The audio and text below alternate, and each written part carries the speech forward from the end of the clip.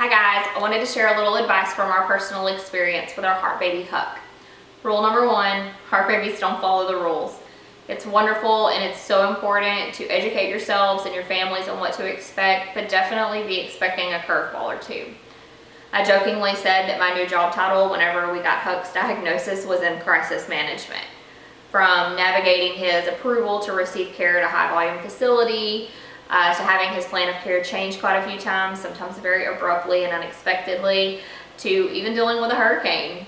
We had to learn as a family to make decisions quickly and effectively on where we were going to stay, what we were going to do about my husband's job situation, even a plan of care and a routine for our daughter, which is something I highly recommend. We tried to keep our daughter's routine from home the same as where we were. So we tried to do bedtime with her every night the same as we would have done at home, and then on Saturday afternoons we would take a break from the hospital and we would take her to do something fun. So if you're in a metro area, be sure to ask your nurses or your child life reps or even other parents what activities they've enjoyed in the area. There's usually a lot of free or very inexpensive activities to do.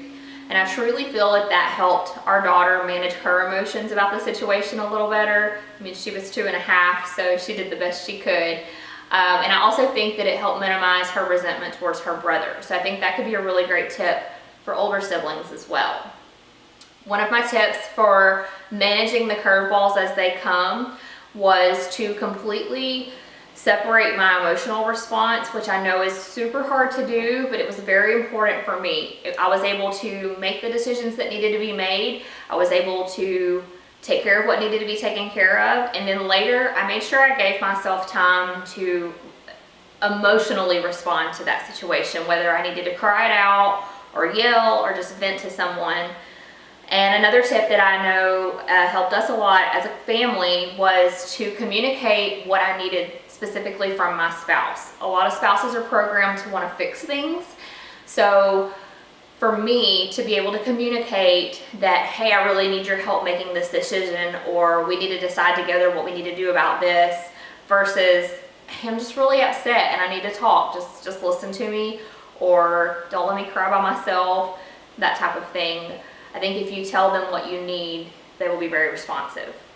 Also, we tried to have alternate plans in place. Sometimes we would say, if this, then plan A, if that, then plan B. But sometimes there is no plan. The good thing, unfortunately, about these babies is they're going to give you a lot of practice at navigating these curveballs. So, like with most things, you get better with practice. Just remember to give yourself some grace, give your partner some grace, because you guys are doing the best that you can.